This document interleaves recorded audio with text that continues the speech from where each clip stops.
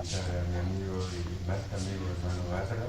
Elías Capriles, nos conocimos en 1990 en Veriar, en el Centro de la Comunidad de Acción Internacional en Italia.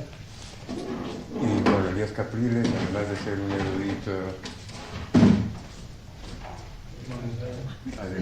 un erudito y estudioso de las enseñanzas. ¿Sí me oyen o no? No. Ahora traigo mi micrófono.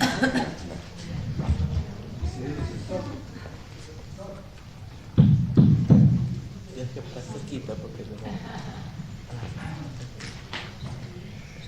Bueno, Elías Capriles, además de ser un erudito y conocedor de todos los sistemas del budismo, Sutra, Mahayana, Vajrayana y Dzogchen, también ha sido un practicante que ha estado años en retiro, en cuevas, en cabañas en Nepal.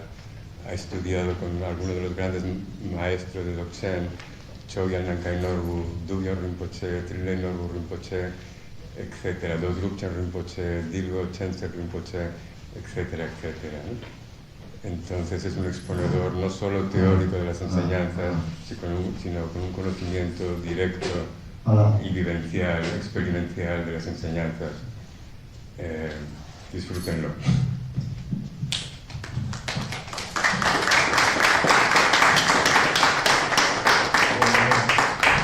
Muchas gracias por la exageración, Alfonso.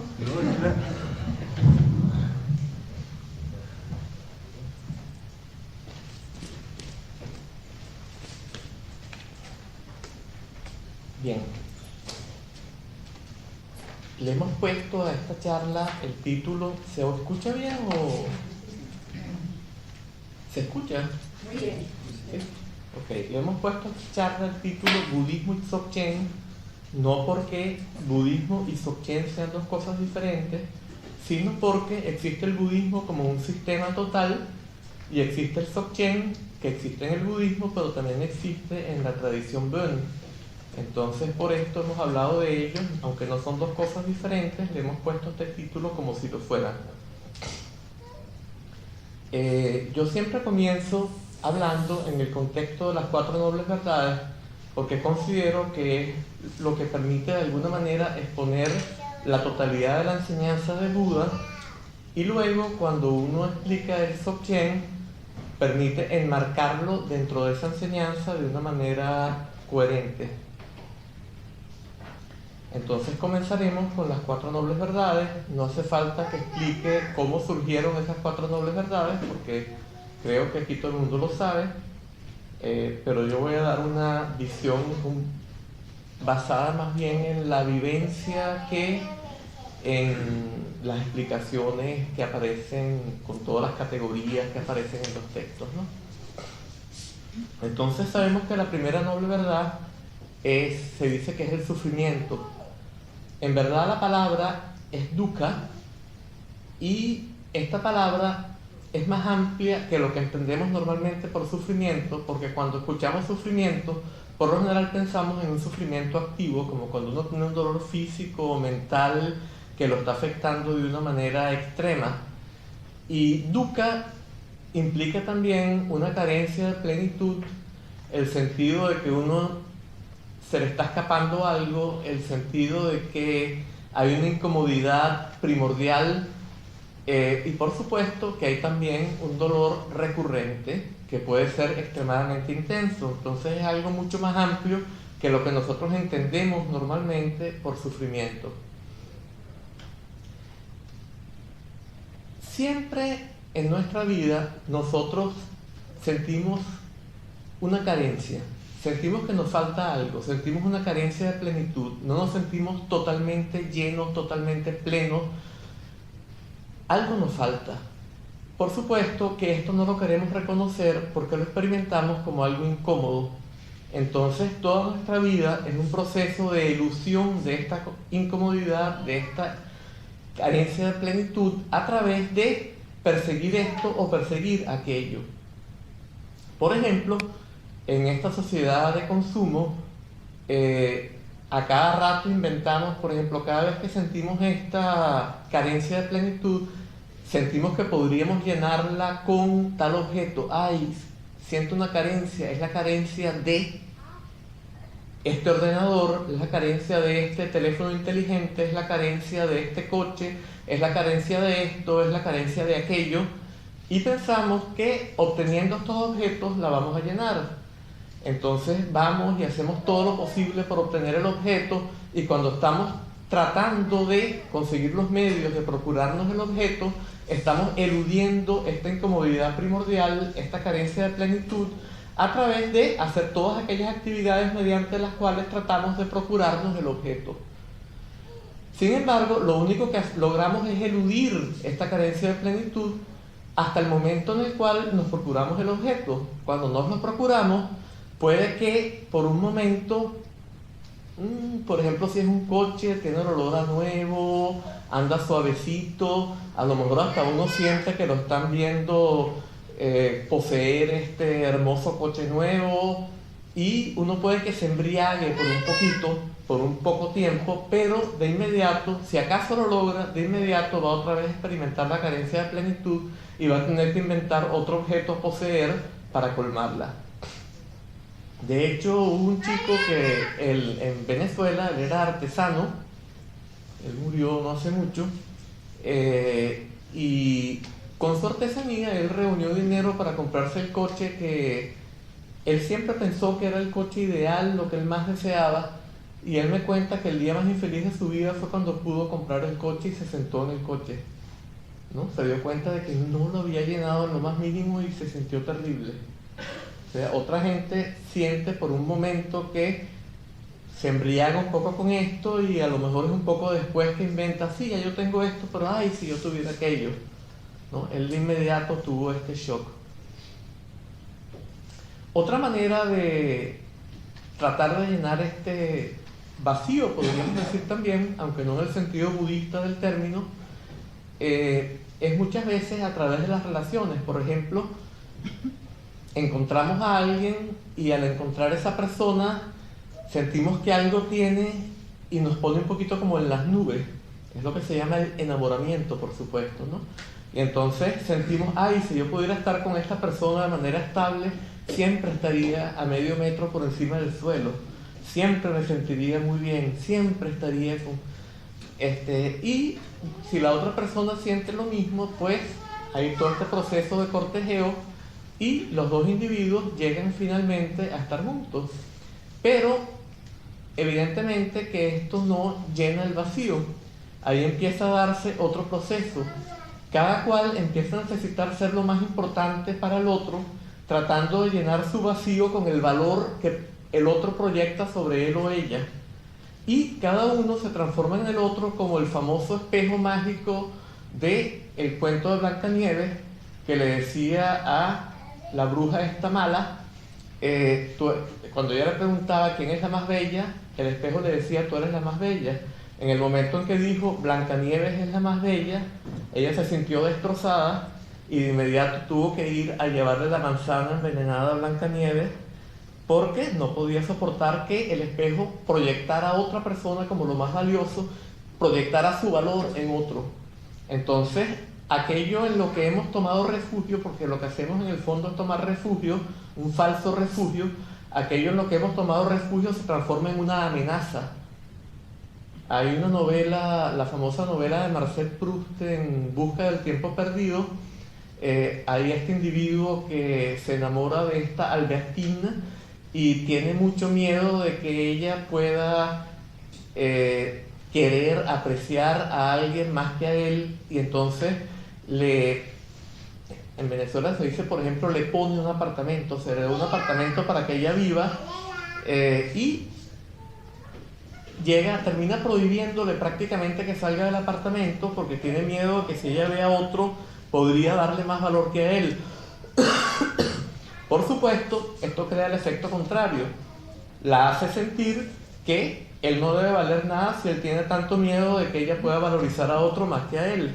Entonces el mismo intento de impedir que ella refleje a otro en vez de reflejarlo a él va a hacer que ella tienda a reflejar a otro en vez de reflejarlo a él. Entonces la encierra en el apartamento y no la deja salir, pero entonces empieza a pensar que pudiera estar pensando en otro, o que se asoma por la ventana y ve a otro.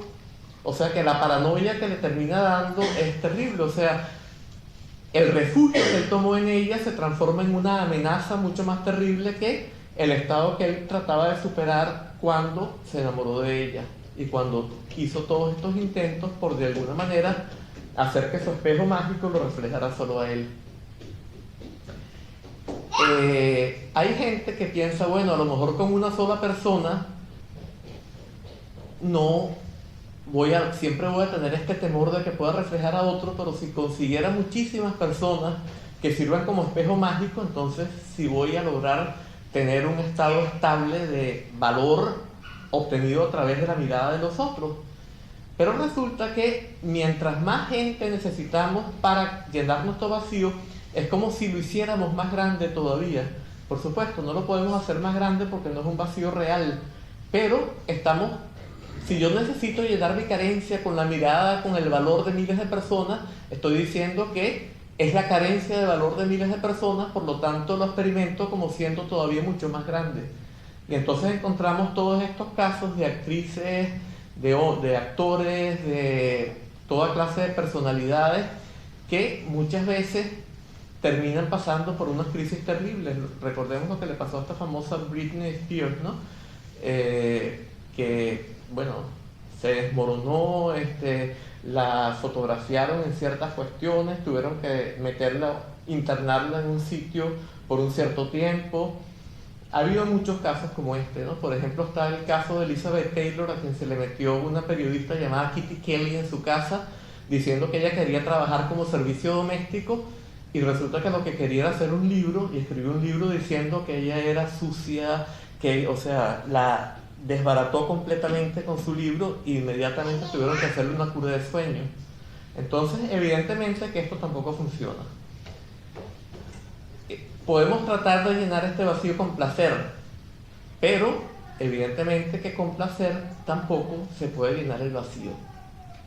A mí me gusta mucho dar un ejemplo para explicar cómo surgen el placer y el dolor y cómo ningún placer puede ser estable. Y es un ejemplo que es válido para los hombres, más no para las mujeres, en nuestra civilización, en la cual son civilizaciones llamadas machistas, ¿no? En la cual siempre el hombre es el que tiene la función de procurarse la mujer. Y bueno, y todo lo que ha pasado en las guerras, que los hombres violan a las mujeres, toda esta dinámica que sabemos que existe, ¿no?, en estas sociedades.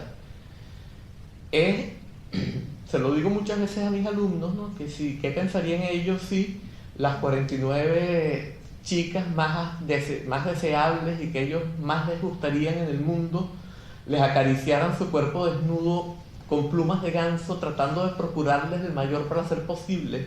Y por lo general me dicen, sí, por supuesto, me encantaría. Entonces yo les digo, bueno, ahora imagínense que lo van a hacer sin interrupción por muchísimo tiempo. A veces les digo por 49 días y 49 noches sin parar. No hace falta tanto. Fíjense, no es papel de lija 400, de lija de agua 400, que es muy finita, que al principio puede acariciar, pero a la larga termina irritando la piel. Las plumas de ganso no irritan la piel. O sea que la calidad y la intensidad de la sensación no van a variar con el pasar del tiempo. Van a ser las mismas. Pero va a llegar un momento en que el individuo no va a soportar esta continuidad de sensación que no cambia y va a decir basta. Y en el instante en que él diga basta, lo que era un placer exquisito se va a transformar en una tortura china. Literalmente, ¿no? Estamos en el lugar para hablar de las torturas chinas, precisamente. Bueno, se va a transformar en una tortura china. ¿Y por qué? Si la calidad y la intensidad de la sensación no han cambiado, por el mero hecho de que dejó de aceptar y rechazó. Eso es todo. Y desde ese instante, lo que era un placer exquisito se transforma en una tortura insoportable. Por otra parte, tenemos el ejemplo del masoquista. Yo pagaría para que no me den latigazos. El masoquista paga para que le den latigazos. ¿Cómo puede ser esto? Por supuesto, hay toda una explicación psicológica de cómo llegó a él probablemente la madre nunca lo reconocía positivamente y le daba cariño, sino que siempre lo veía muy mal y a veces lo castigaba. Él aprendió a lo mejor a buscar valor por los chicos malos, y eso hizo todavía más entonces que la madre lo viera mal, y lo castigaba mucho, y a lo mejor en una de esas castigadas lo estimuló eróticamente al azotarlo, y entonces eso hizo que él aprendiera de alguna manera a aceptar lo que experimentamos la mayoría como dolor. Pero ese no es el asunto. Lo importante es que por un motivo o por otro, lo que experimentamos normalmente como dolor, hay gente que lo experimenta como placer. Entonces todo esto demuestra que el placer y el dolor no dependen de la calidad y la intensidad de la sensación. Por supuesto que tenemos una tendencia innata a aceptar cierto tipo y ciertas intensidades de sensación que son buenas para la supervivencia individual, por ejemplo las comidas exquisitas, o para la continuidad de la especie, por ejemplo la sensación erótica, etc. Pero, sin embargo, el placer y el dolor no dependen de esto, dependen en última instancia de la aceptación o el rechazo. Entonces, tomemos el ejemplo de alguien que quiere llenar su vacío con placer.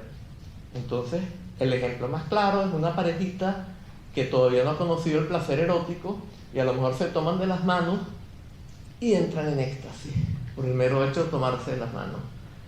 Pero al ratito se acostumbran a este nivel, a esta intensidad y a esta calidad de sensación y requieren algo más. Entonces van un paso más allá. Entonces al ratito se acostumbran a y se vuelven indiferentes hacia esto y ya es sensación neutra. Entonces tienen que ir un paso más allá. Y así van, y así van, y así van, y así van. Y llega un momento en que entran en una dinámica en la cual están totalmente orientados hacia un momento futuro y están perdiendo lo que pasa en el ahora, y orientados hacia ese futuro, el ahora se les escapa, y cuando llega ese momento de clímax, entonces, por supuesto, hay placer, no se va a negar, pero es muy rápido. No lo pueden aprovechar totalmente porque no logran fundirse en él. Al mismo tiempo quieren seguir siendo ellos para poder disfrutarlo, y por eso no se pueden disolver en este placer. El placer pasa muy rápido y de repente empieza a enfrentar el vacío otra vez.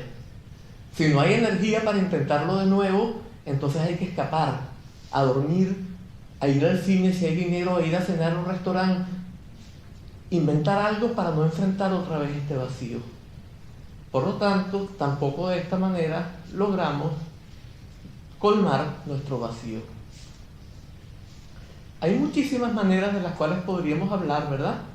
Pero un elemento importante a señalar es que no solo experimentamos constantemente este vacío, sino que al mismo tiempo el vacío lo sentimos como algo incómodo.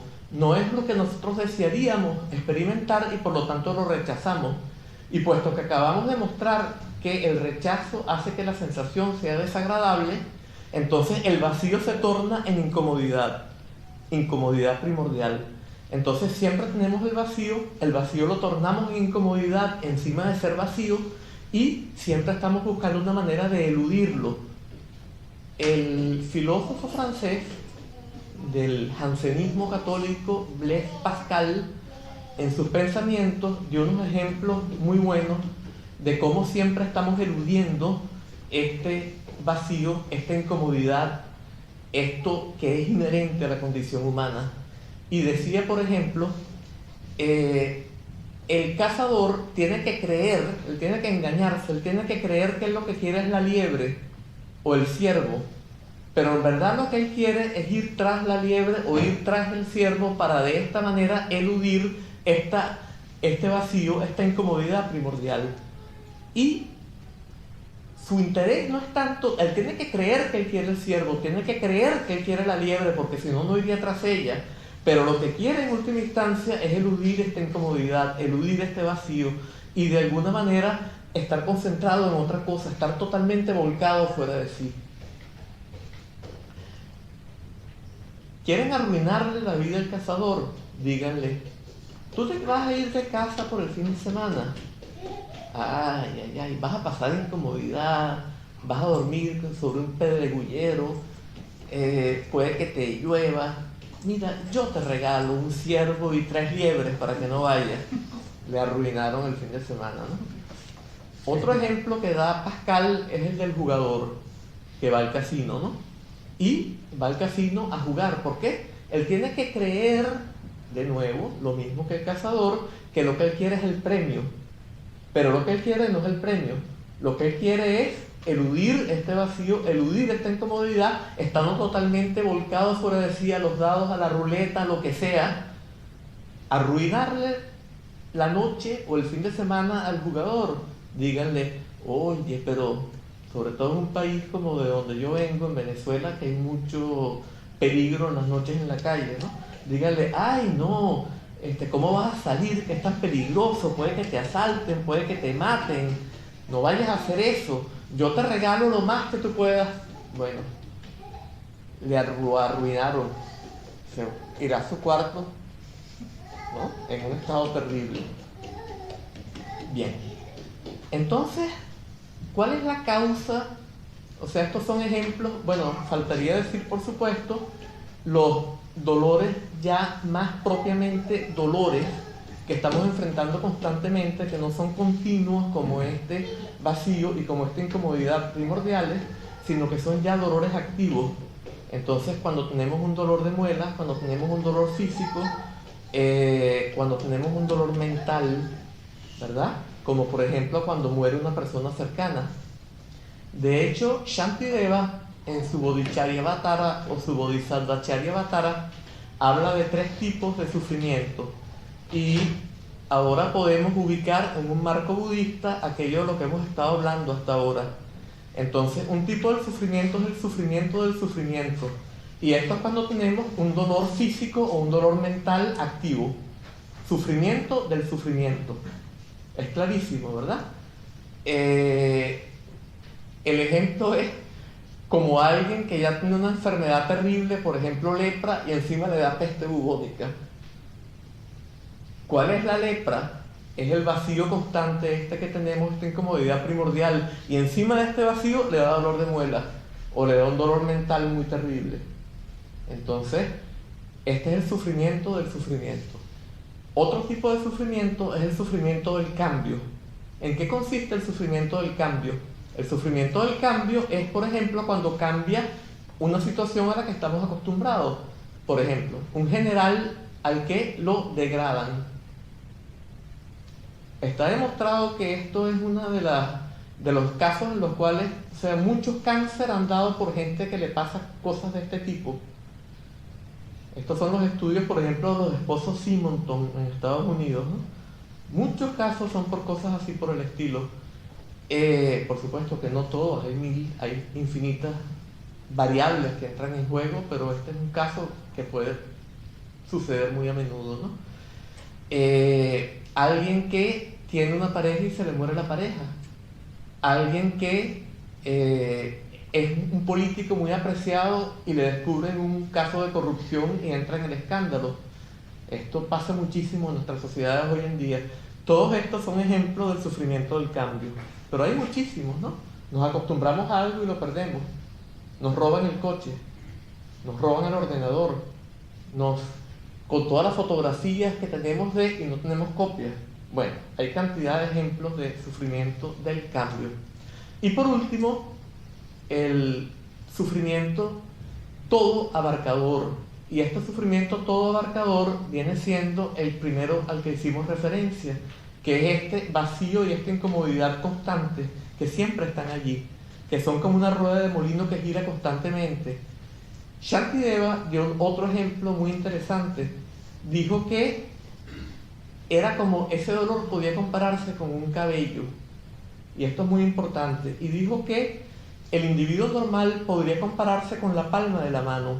Un cabello en la palma de la mano no molesta. Nadie tiene necesidad de quitarse un cabello de la palma de la mano, a menos que sea muy maniático y lo vea y uy, tengo que quitármelo, pero en general no molesta. Y comparó el bodhisattva con el globo del ojo. Ese mismo cabello en el globo del ojo es insoportable y hay que quitárselo rápidamente. Entonces, tornarnos sensibles al sufrimiento todo abarcador viene siendo la condición de posibilidad de el sendero espiritual, del avance en el sendero espiritual. Esto es sumamente importante. O sea, el sufrimiento es nuestro mejor amigo cuando no estamos todo el tiempo eludiéndolo y tratando de volvernos inconscientes de él, porque nos hemos transformado en aquello que comparó Shantideva con el globo del ojo. Entonces el sufrimiento se transforma en nuestro mejor amigo. Tenemos que quitarlo. Bien. Ahora bien, ¿cuál es la causa de este sufrimiento? Ahí pasaríamos a la segunda noble verdad. La causa de este sufrimiento viene siendo, en la primera enseñanza que dio el Buda, en el Dharmachakrapravartana Sutra, él dijo que era Krishna, ¿no? Tanja en Pali, pero estamos hablando en sánscrito porque estamos en el contexto del Mahayana, entonces es Krishna. ¿Qué es Krishna? Krishna se traduce muchas veces como ansia, a veces se traduce como deseo, o sea, es la necesidad de conseguir algo, de obtener algo, de llenarnos con algo. Ahora bien, en el mismo contexto de lo que el Mahayana llama el Hinayana, por supuesto que lo que el Mahayana llama el Hinayana no se designa a sí mismo por ese nombre, hay otra enseñanza que es la enseñanza del Pratitya Samutpada en sánscrito, que son los 12 eslabones o nidanas de originación interdependiente. Estos 12 nidanas, tenemos que el Trishna es el octavo y el primero es avidya. Por supuesto que en el fondo ninguno es primero porque cada uno conduce al otro, entonces no hay ninguno que sea primero, pero por algo dijo el Buda que el primero era avidya y que Trishna era el octavo. Bien, quiere decir que el Trishna tiene una causa que es la avidya. El Mahayana dice, cuando habla de las 4 nobles verdades, termina diciendo que la causa del sufrimiento, la segunda noble verdad, es avidya. Bueno, según la enseñanza Dzogchen, hay 3 tipos de avidya. Pero hay 2 maneras de explicar los 3 tipos de avidya que son diferentes. Entonces vamos a combinarlas y hablar de avidya 1, avidya 2A, avidya 2B y avidya 3, ¿verdad? Ok. El primer tipo de avidya viene siendo simplemente el no reconocimiento o la ignorancia de nuestra verdadera condición.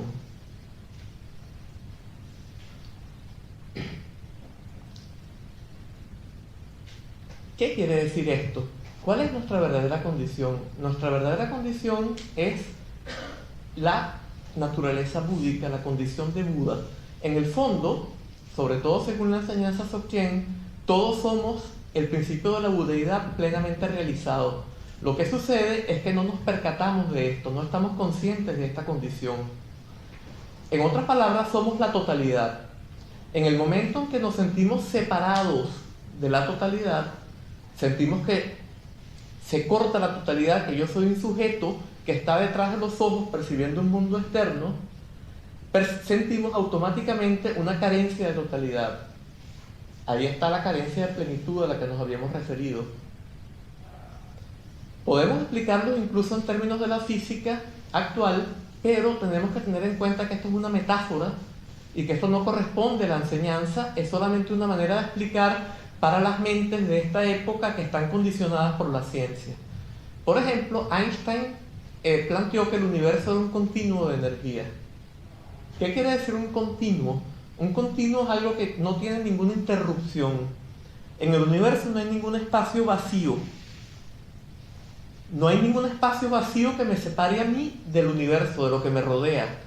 No hay tampoco una sustancia distinta de ese continuo de energía que me separe de lo que me rodee, ni que separe este libro, así que hacemos propaganda, de lo que lo rodea. No hay ni una sustancia de vacío que lo separe, ni una sustancia diferente del continuo de energía que lo separe. ¿Qué lo separa? Mi percepción. ¿Qué me separa a mí del universo? Mi percepción.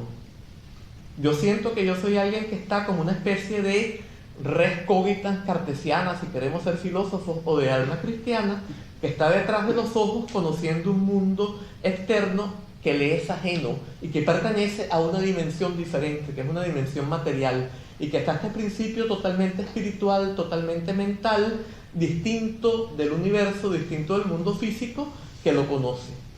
Y puesto que el universo es un continuo de energía que no tiene ningún espacio vacío y que como tal es total plenitud, experimentamos carencia de plenitud.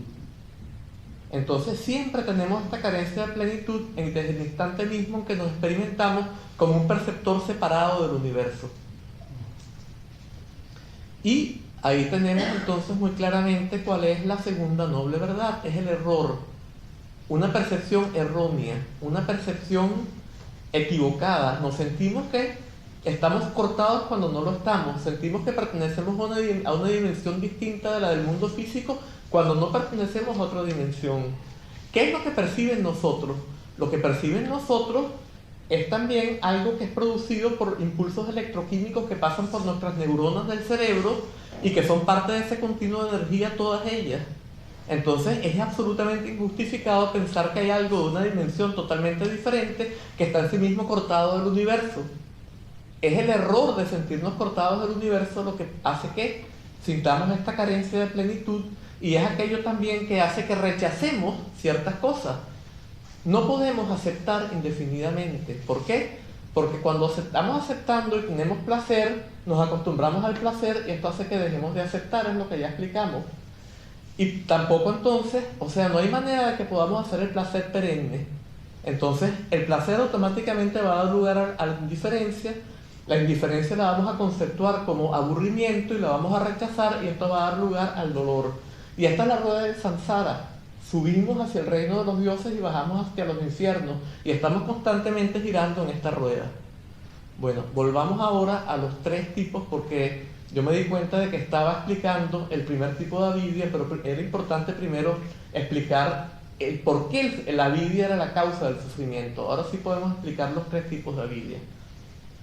El primer tipo entonces es simplemente el no reconocimiento de nuestra verdadera condición, la ignorancia de nuestra verdadera condición.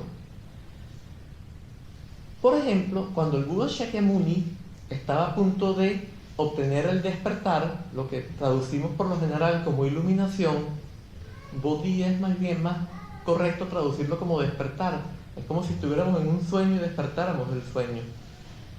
Él estuvo en un trance meditativo extremadamente intenso, en el cual no había ni dualidad sujeto-objeto.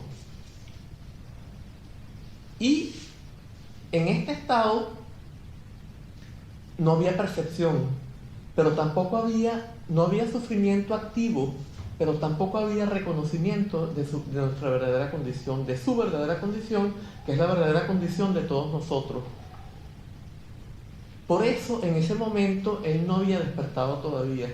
Es luego cuando aparece la estrella de la mañana, Venus, y él la percibe, y sale de ese trance meditativo y la percibe, pero la percibe de una manera no dual. No hay una estrella allá afuera y alguien detrás de los ojos que la está percibiendo, sino que se manifiesta una capacidad cognitiva que es totalmente no dual y que es capaz de manejar el mundo a la perfección. Es en ese momento que él tiene el despertar. Antes de esto no lo había tenido. Bien, este estado en la enseñanza Dzogchen, el estado en el que el Buda se encontraba antes de despertar, se conoce como Kunji en tibetano, que quiere decir base de todo. Y, por ejemplo, Jigme Limpa, que fue uno de los maestros más importantes de Dzogchen, predijo que los yogis en nuestra época iban a confundir este Kunji con el Dharmakaya. ¿Por qué? Porque es un estado totalmente no dual, pero no hay esta capacidad cognitiva que es capaz de aprehender el mundo perfectamente y responder a todas las situaciones de la vida. Entonces, en ese estado no se puede ayudar a los demás seres, en ese estado se pierde la existencia humana y tampoco neutralizamos propensiones para alcanzar la budeidad total. En ese estado se nos está escapando el tiempo y no lo estamos aprovechando. Y si morimos en ese estado, no crean que hemos resuelto todo. Si morimos en ese estado, vamos a renacer igualito como un ser del samsara sin haber resuelto nada. Entonces ahí no hay liberación. Bien. Entonces, el segundo tipo de avidia, ¿cuál sería? El segundo tipo de avidia en general viene siendo un error, una confusión, que podríamos definirla como tomar aquello que no está dividido como estando dividido, tomar lo que es relativo como siendo absoluto, tomar lo que no puede procurar satisfacción como pudiendo procurarla, tomar lo que es transitorio como si fuera permanente, tomar una cosa por la otra.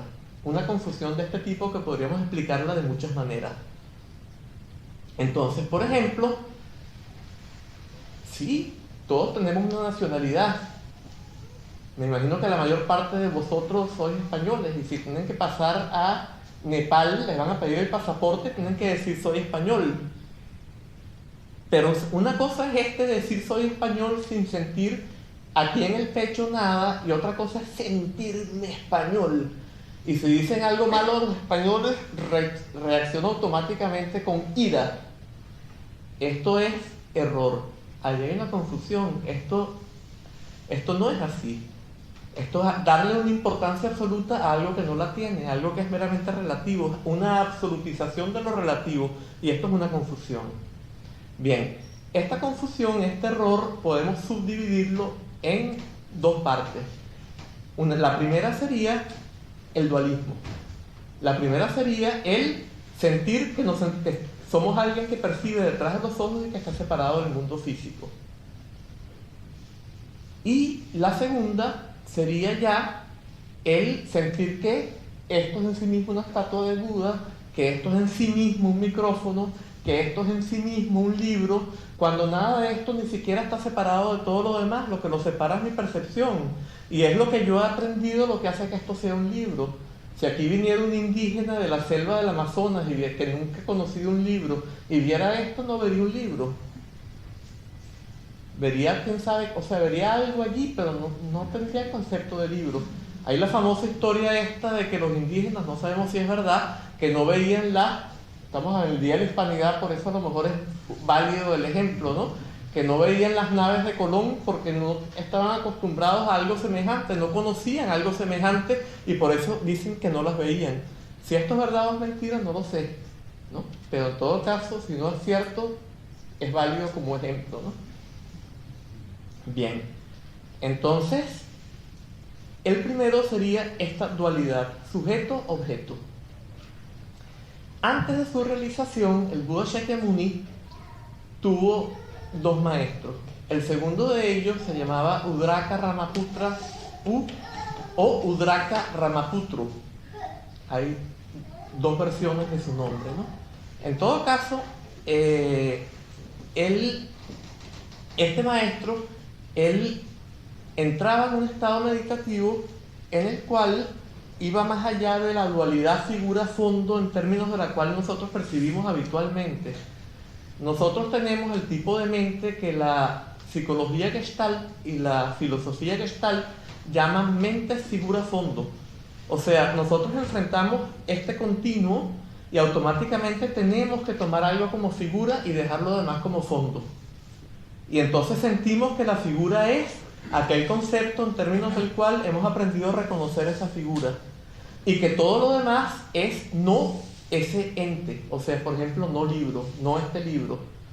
Tomo este libro como figura y siento que todo lo demás es otra cosa diferente, intrínsecamente separado de este libro, cuando en verdad no está intrínsecamente separado. Lo que lo ha separado es mi percepción, y la percepción del indígena a lo mejor no lo separaría, y la percepción del perro no lo separaría. Solamente es un condicionamiento cultural lo que me hace a mí percibir esto como un libro. Bien.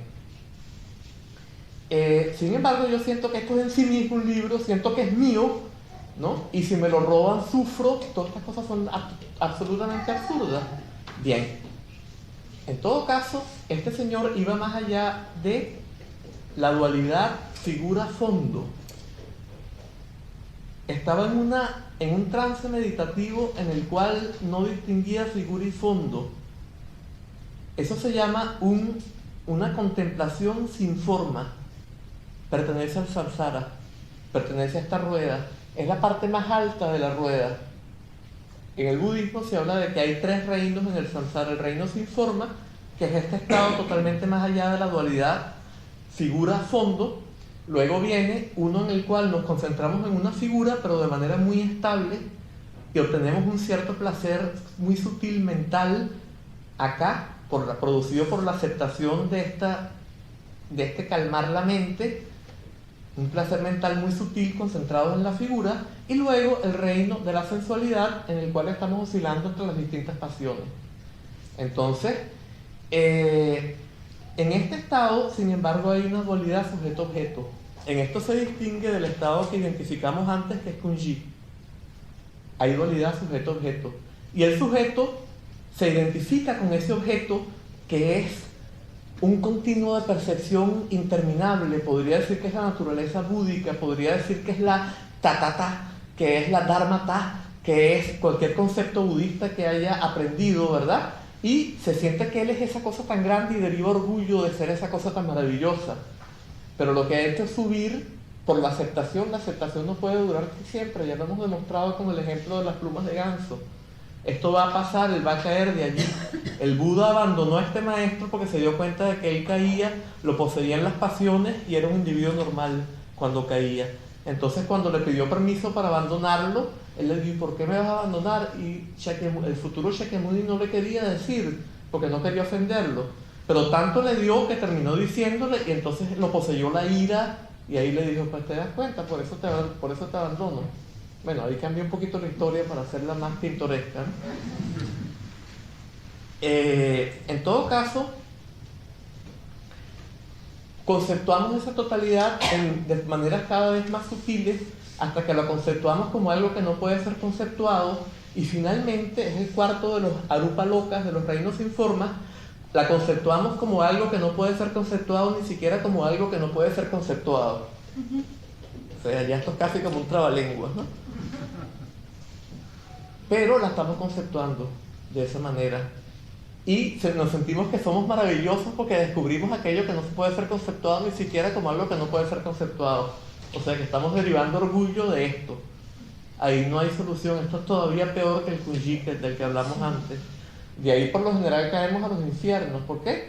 Porque para estar en este estado necesitamos un alto volumen energético que entre los centros superiores, y automáticamente esto quiere decir que no tenemos los filtros habituales de la experiencia, y cuando caemos de ahí vamos a sentirnos claustrofóbicos y vamos a rechazar, y como no tenemos estos filtros de la experiencia vamos a experimentar en su totalidad el dolor que dimana del rechazo.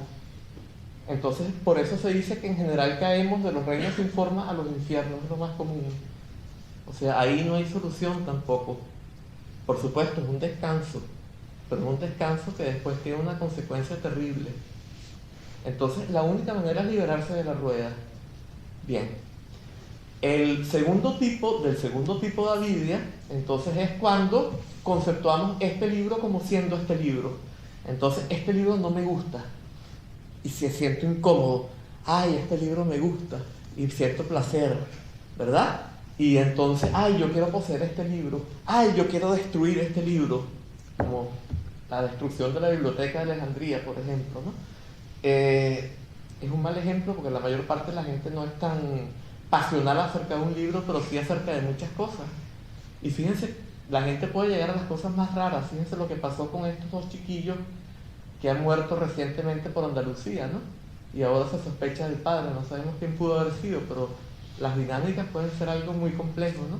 Todo esto es producido justamente por este tipo, meramente por el conceptuar algo que automáticamente genera una pasión hacia eso que hemos conceptuado. Cuando el concepto es negativo, es rechazo. Cuando el concepto es positivo, es deseo o apego. Y cuando el concepto es neutro, es indiferencia, y hay muchos matices y muchas tonalidades de todo esto, ¿no? Entonces, con esto tenemos el segundo tipo de avidia completo. ¿Y cuál es entonces el tercer tipo de avidia?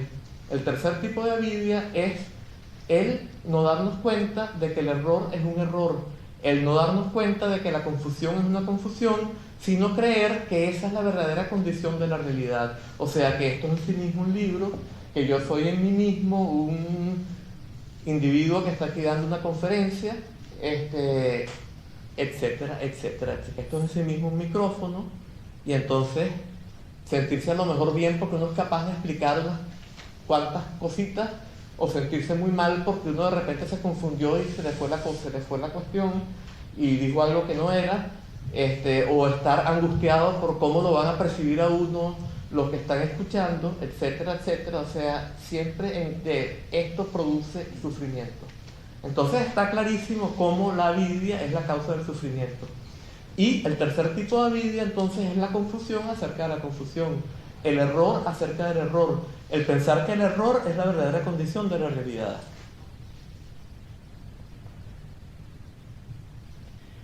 Hay otro aspecto normalmente no se explica como sufrimiento, pero podríamos incluirlo en el sufrimiento. Es la imperfección que es habitual en nuestros actos. Nosotros, cuando aprendemos una nueva rutina, un nuevo oficio, o por ejemplo una danzarina aprende una nueva danza, etc., tenemos que estar conscientes de lo que estamos haciendo en cada instante, ¿verdad? Totalmente autoconscientes en cada instante y manejando lo que estamos haciendo, controlándolo, etc. Y de esta manera somos imperfectos en lo que hacemos porque estamos siempre corrigiendo lo que estamos haciendo. Solamente lo logramos hacer bien cuando lo hemos hecho tanto que ya podemos dejar que se haga solo, ¿no? Como cuando alguien aprende, por ejemplo, a conducir un vehículo y ya puede estar hablando y puede estar haciendo otra cosa y el vehículo casi como que se conduce solo. Ahí es cuando estamos haciéndolo bien. Cuando la bailarina no tiene que estar pendiente de su danza, sino que la danza se danza sola, por así decir. Pero sin embargo, siempre puede venir la mirada de un observador muy crítico, ¿no? Fíjense ustedes, por ejemplo, estas gimnastas que en las Olimpiadas no ha habido ninguna gimnasta hasta ahora que todas sus calificaciones hayan sido 10, 10, 10, 10, 10.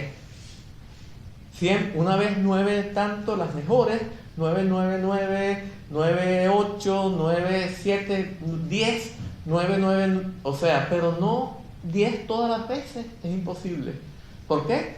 Porque bueno, están los nervios de si va a ganarle la otra, si no le va a ganar, si le puede salir algo un poquito mal y esto hace que hay una pequeña interferencia y no resulta.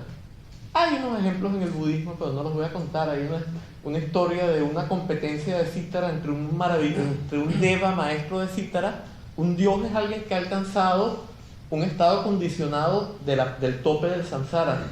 Y el Buda, entonces van rompiendo las cuerdas y al final el Buda termina tocando sin ninguna cuerda.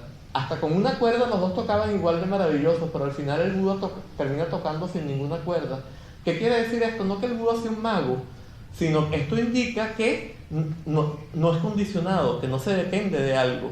O sea, no se depende de la cuerda, es una manera de ilustrar otra cosa. Que no se depende de algo, que no es algo condicionado. Entonces, el Buda, por ejemplo, el que ha neutralizado totalmente todas las propensiones para experimentar dualísticamente, no puede estar controlándose. Todo fluye espontáneamente a través de él de manera perfecta. Hasta en el taoísmo hay unos ejemplos. Por ejemplo, Chui, el artesano que hacía los círculos a mano mejor que con el compás, porque sus cualidades estaban integradas y por lo tanto no sufría impedimento. Este es un ejemplo también del estado de budeidad.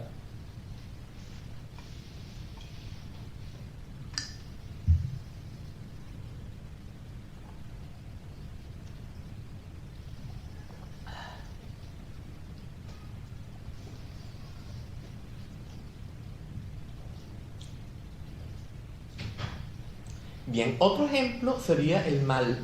¿De dónde sale el mal? Desde el momento que yo siento que yo soy un individuo separado, que soy un ego, tengo egoísmo, naturalmente. Entonces me importa más mi propio bienestar que el de los demás. Termino estando dispuesto a, por mi bienestar, hacerle daño a otro. Entonces el mal surge también de esto. Hay otra dinámica que lo hace todavía más perverso, que es la dinámica de lo que Jung llamó la sombra, que es el hecho de que, bueno, no tenemos tiempo de entrar en esto, pero muy brevemente, a uno, por ejemplo, para que aprenda a funcionar en la sociedad, su madre tiene, y luego otros individuos tienen que percibirlo mal cuando hace cosas que no son socialmente aceptables. Entonces uno siente que uno es esa cosa que ella percibió como uno, que es algo terrible. Entonces uno siente como si uno es un monstruo, pero luego si uno se porta bien, entonces ella le dice chiqui, chiqui, chiqui, y no se ríe, ¿no?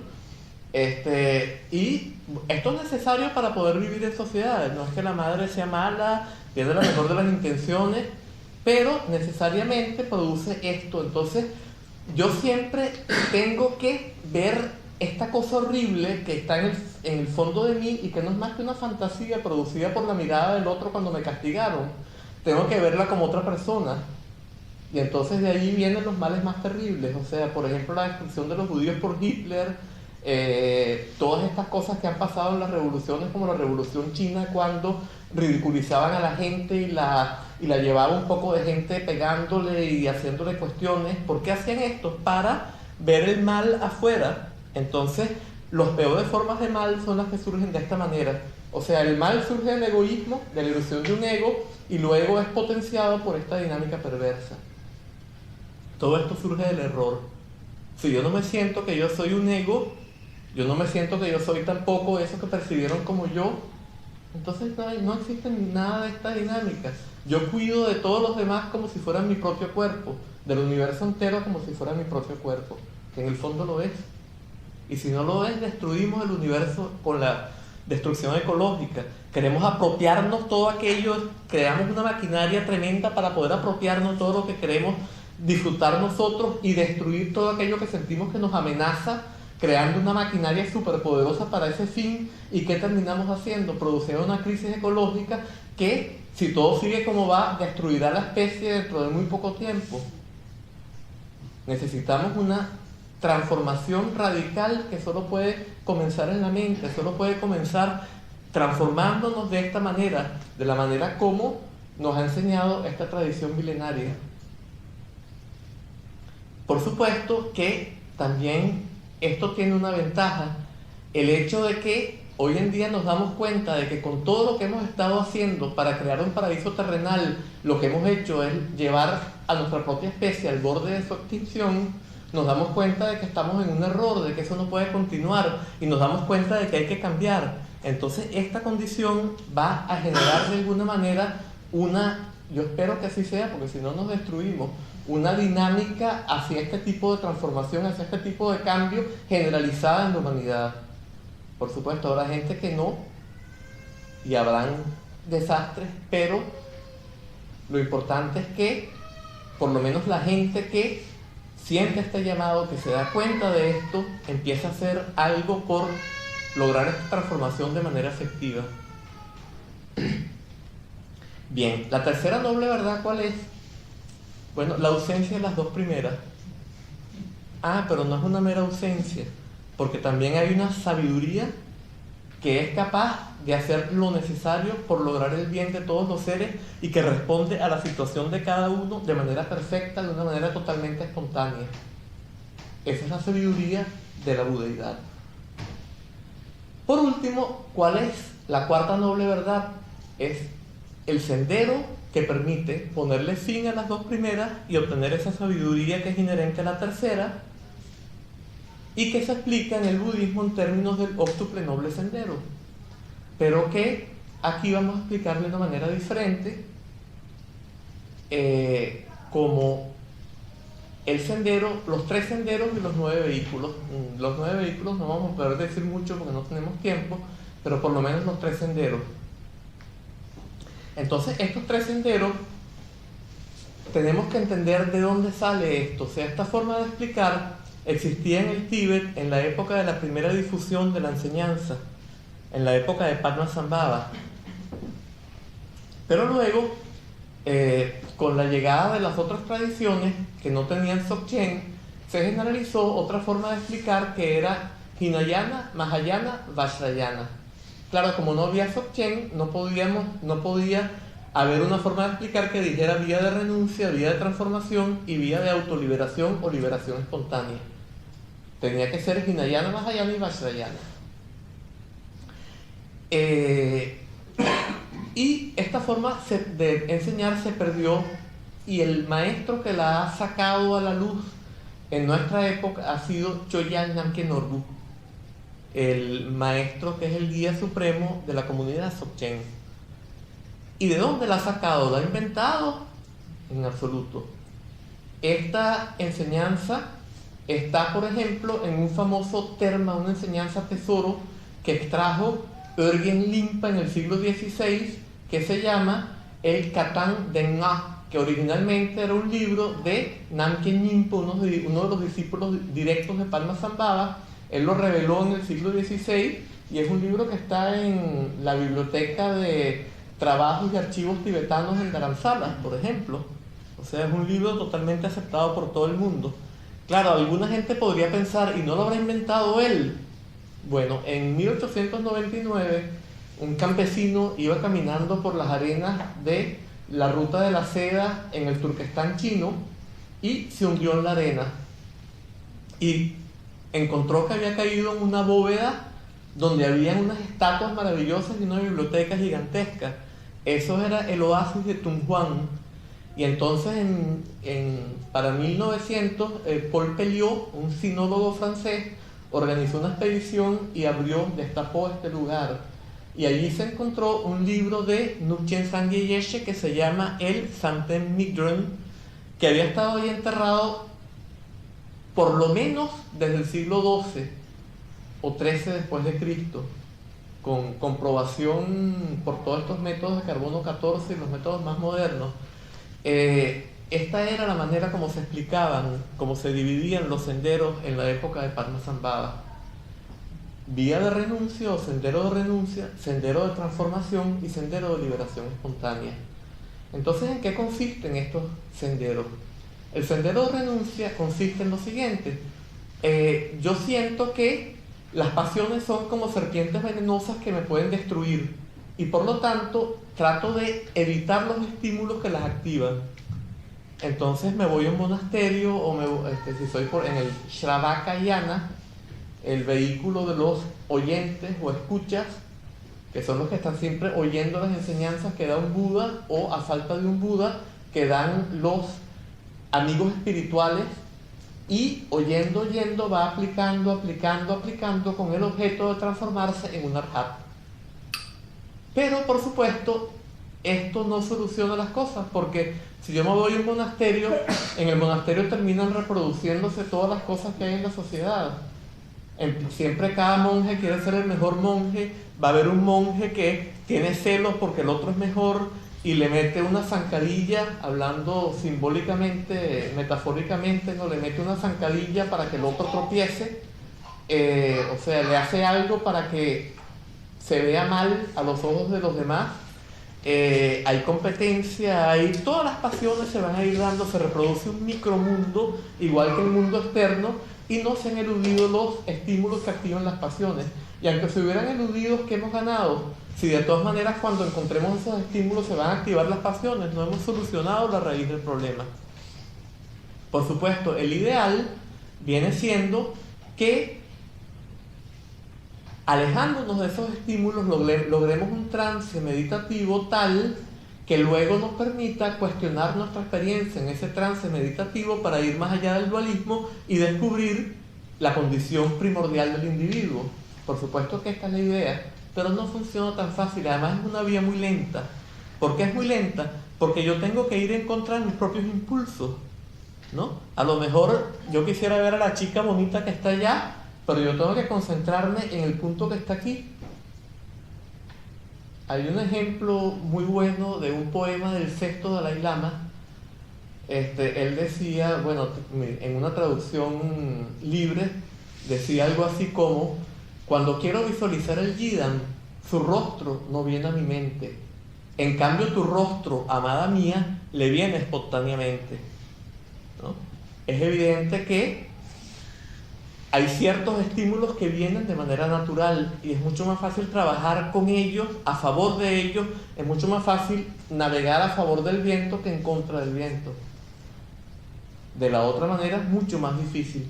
Tomemos un ejemplo que daba un estudioso del budismo occidental que tuvo muchos errores muy graves, pero que tenía un genio para explicar cosas para los occidentales, doctrinas esenciales del budismo, que fue Alan Watts. El ejemplo que él daba es: no piensen en un mono. ¿En qué están pensando? ¿no? Evidentemente, ahí está, esta es la dinámica que él mismo llamó la ley del efecto invertido o la ley al revés, ¿no? Tratando de obtener satisfacción, obtenemos insatisfacción. Tratando de eliminar el dolor, rechazamos y potenciamos el dolor y se torna mucho más doloroso. Todo hay una dinámica del efecto invertido. Entonces, esta dinámica del efecto invertido hace que la vía de la renuncia no sea la más efectiva.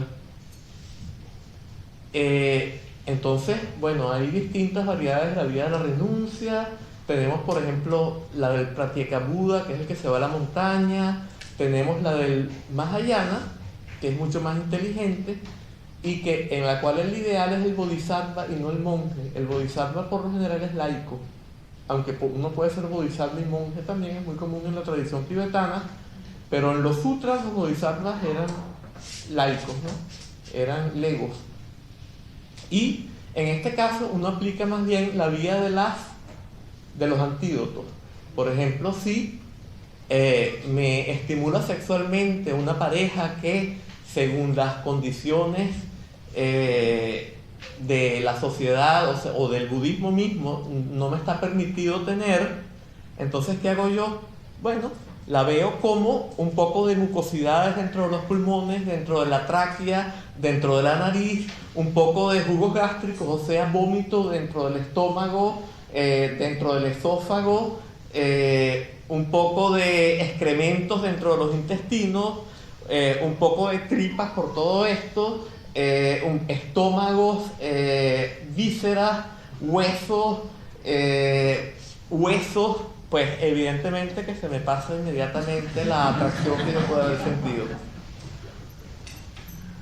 Bien, entonces esta es la vía de los antídotos, pero tampoco es tan efectiva, ¿no? Y el objeto de todas maneras es tratar de obtener este trance meditativo de una manera que siempre es yendo en contra de los impulsos naturales de la mente humana. Entonces nunca puede ser la manera más efectiva. La segunda vía es la vía de transformación. Entonces en este caso utilizamos las pasiones para neutralizar el dualismo que está en la base de la atracción, el rechazo y la indiferencia. Esto es un sendero que es mucho más rápido. Entonces, en este caso, por ejemplo, yo trabajo, hay distintos, por supuesto, habría que explicar lo que son los distintos vehículos de la vía de transformación. Hay un vehículo que es de transformación instantánea, que se llama la Nuyoga. Entonces supongamos que a mí me agrede alguien y que a mí me surge mucha ira en ese momento porque me están agrediendo. Entonces yo me visualizo como una deidad airada. Vamos a ver si hay alguna por acá. Bueno, ustedes las conocen porque creo que están todos familiarizados con el budismo tibetano. Por lo tanto, todos conocen, siendo que el maestro acá es de la tradición Gelugpa, un buen ejemplo sería Yamantaka, ¿verdad? Que todos lo deben conocer. Una deidad rodeada de llamas, con garras, con unos colmillos filosos, con un aspecto más bien aterrorizador. No me puedo transformar en Yamantaka porque en el Anuyoga Yamantaka no es un Jidan, pero bueno, no viene al caso. Me transformo en el Jidan correspondiente que pertenezca al Anuyoga, y me siento que yo soy eso de manera del tamaño del universo entero, de modo que no hay nada externo. Y toda la energía de la ira se transforma en la energía de este fuego que me rodea y que suena como sabemos cómo suenan los fuegos, ¿verdad?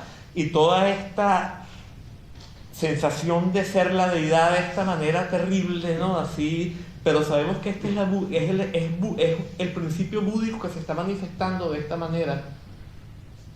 Y evidentemente que la pasión se agota en esta visualización. Como no hay nada externo, no podemos dirigirlo hacia algo externo.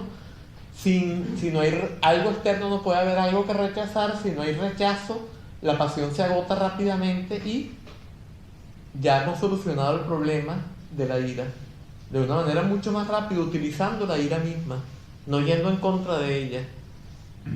Entonces se dice que todas las pasiones son originalmente sabidurías. Entonces la ira es la sabiduría cual espejo, que percibe perfectamente la situación. O sea, en el momento que a mí me agrede alguien, antes de que yo diga ese desgraciado lo que me ha hecho, yo simplemente se me va todo pensamiento que me estuviera distrayendo del ahora y el aquí y percibo la situación en su más perfecto detalle. Entonces, ese es un momento de menor error que el momento que lo precedía, en el cual yo estaba pensando en los pajaritos, ¿verdad? Aquí estoy totalmente presente en la situación. Pero luego viene el momento posterior en el cual yo digo, ¿pero qué se ha creído ese desgraciado? Entonces estoy dispuesto a ir a pelear con él. Ahí viene el momento terrible, ¿no? Puedo caer en una pelea, me pueden matar, puedo yo matar al otro, aunque no lleguemos a enfrentarnos, se me retuerce el estómago, se me dañan, me sube la presión arterial, o sea, verdaderamente es absolutamente negativo. Entonces, ese segundo momento es una transformación del primer momento, que es la sabiduría con el espejo. Lo mismo sucede, por ejemplo, con el deseo erótico. En el primer momento es sabiduría discriminante. ¿Por qué discriminante? Porque evidentemente que yo no siento ningún deseo erótico hacia este libro. No puedo. Ni siquiera hacia cualquier individuo por igual.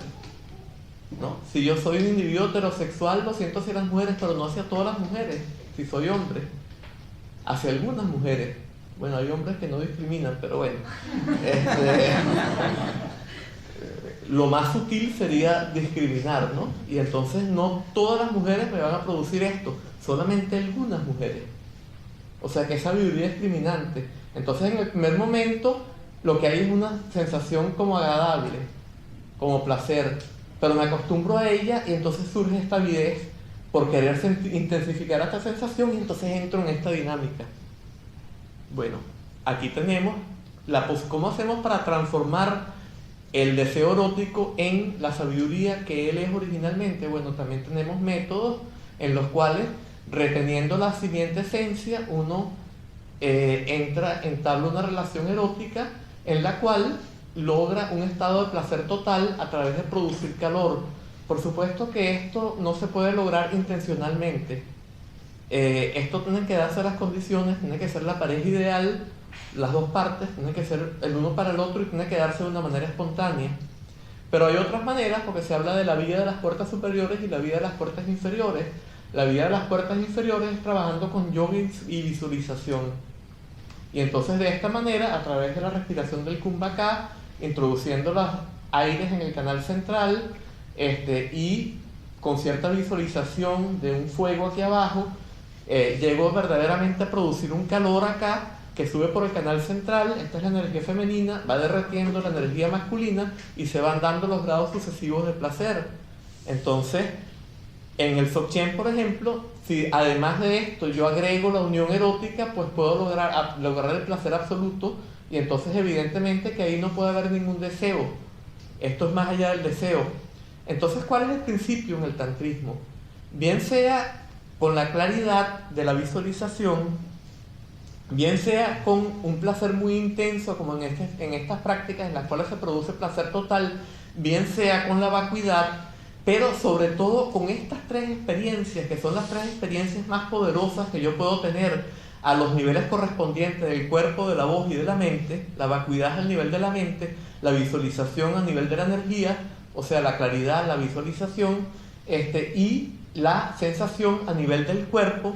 Con todas estas tres experiencias de los tres niveles correspondientes al grado más extremo, entonces allí cuestionar la mente con una instrucción oral secreta que nos da el maestro, se rompe totalmente el dualismo y entro directamente en el estado de budeidad.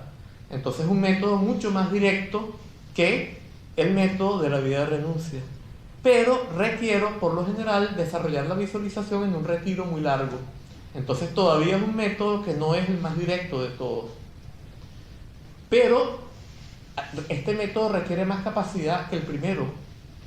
Se dice que es como producir una medicina a partir de mercurio, ¿verdad? Si yo la produzco puedo obtener todos los beneficios de la medicina, pero si no la sé preparar, me puedo envenenar con vapores de mercurio y termino con un problema en el sistema nervioso degenerativo que termina desbaratándome. Entonces es un método que es mucho más peligroso que el de la vida de la renuncia, aunque es mucho más directo y mucho más rápido. Por último, tenemos la vía de autoliberación o liberación espontánea, que viene siendo el Hatha Yoga Tantra o Dzogchen. Entonces, en este método, el principio no es ya la transformación. O sea, en la vida de transformación, podríamos decir que el principio es el siguiente: yo transformo la visión impura en visión pura. Tomemos el ejemplo de un dorje o vajra puesto verticalmente, ¿verdad? Abajo tenemos 5 puntas y arriba tenemos 5 puntas y en el centro tenemos una esfera. Esa esfera representa aquello que no tiene límites, no tiene ángulos. Los ángulos representan los límites. ¿Y cuáles son los límites? Son los conceptos. Todo concepto se define por contraste con otro. Todo concepto excluye algo. Entonces, esta esfera representa el Dharmakaya, la verdadera condición de la mente. Las 5 puntas de abajo representan la condición impura. Representan la condición ordinaria del samsara, del error, en la cual percibo los 5 elementos como 5 elementos concretos. Lo sólido como en sí mismo sólido y concreto, lo líquido como en sí mismo líquido y concreto, lo gaseoso como en sí mismo gaseoso y concreto, lo ígneo como en sí mismo ígneo y concreto, y el espacio como algo autoexistente en lo cual se manifiestan todos los demás estados de la materia. Y al mismo tiempo tengo las 5 pasiones. Entonces todo esto constituye el Nirmanakaya desde aquello que significa el Nirmanakaya en este vehículo particular, que no es lo mismo que significa en el Dzogchen, etc. Y del lado de arriba tengo las 5 elementos transformados, que es luz. Yo me percibo a mí mismo como la deidad, que es pura luz, como un holograma, y todo el universo como un holograma de pura luz también. Entonces ya esto transforma totalmente mi percepción, y transformo las 5 pasiones en las 5 sabidurías. Entonces este es el principio de la vía de transformación. Y trabajando con estas 3 experiencias tan poderosas, logro entrar en el estado de budeidad a través de transformar mi visión.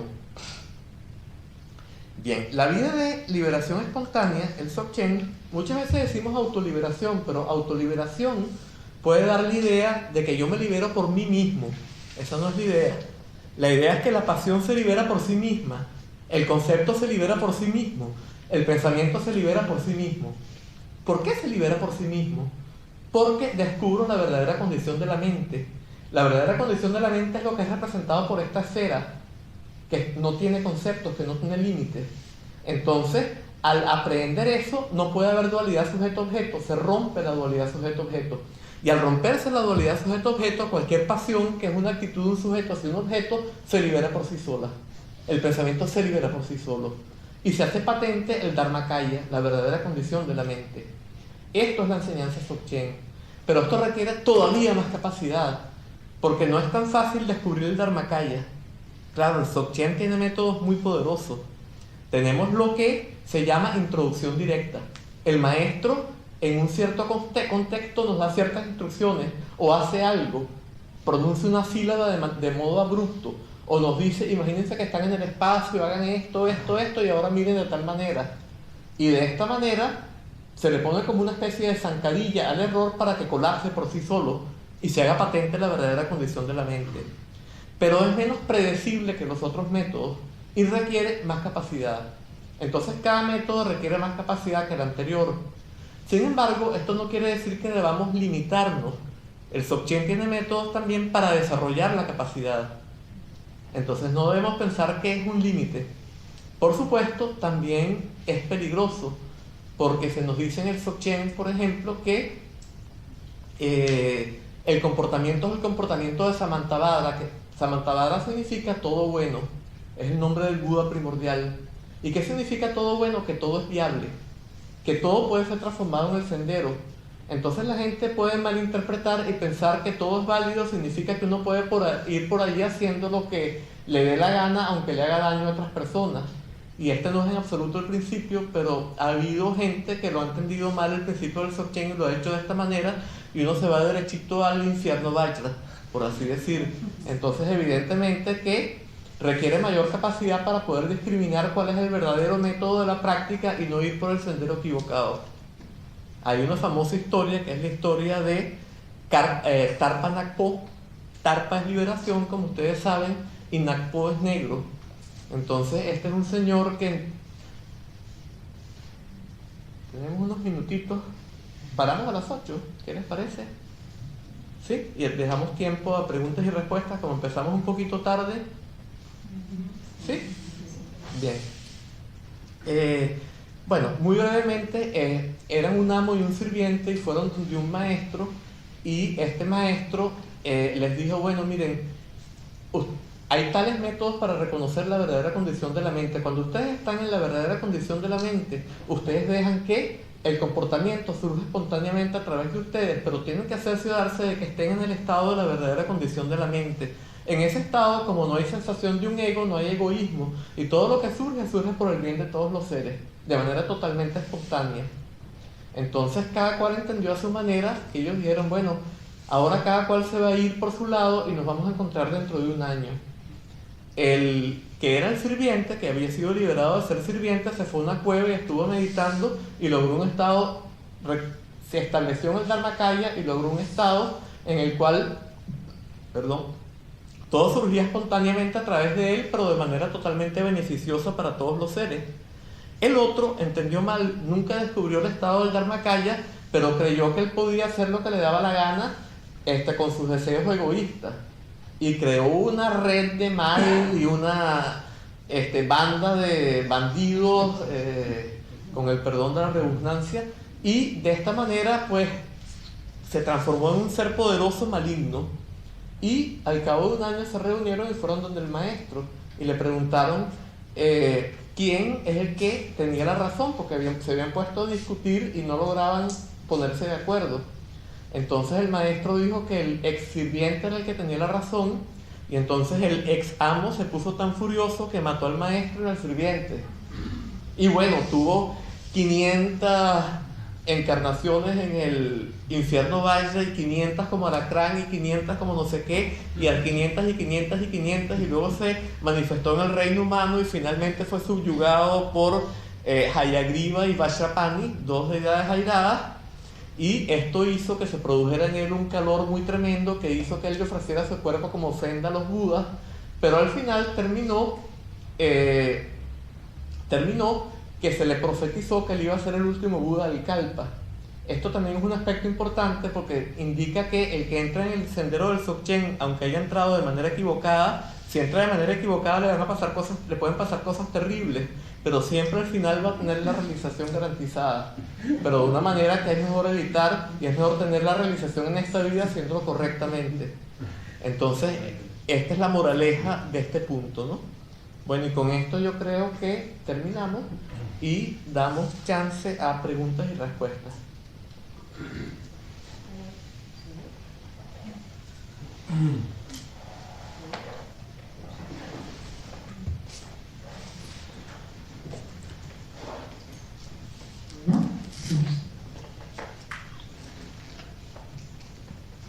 ¿Alguien tiene alguna pregunta?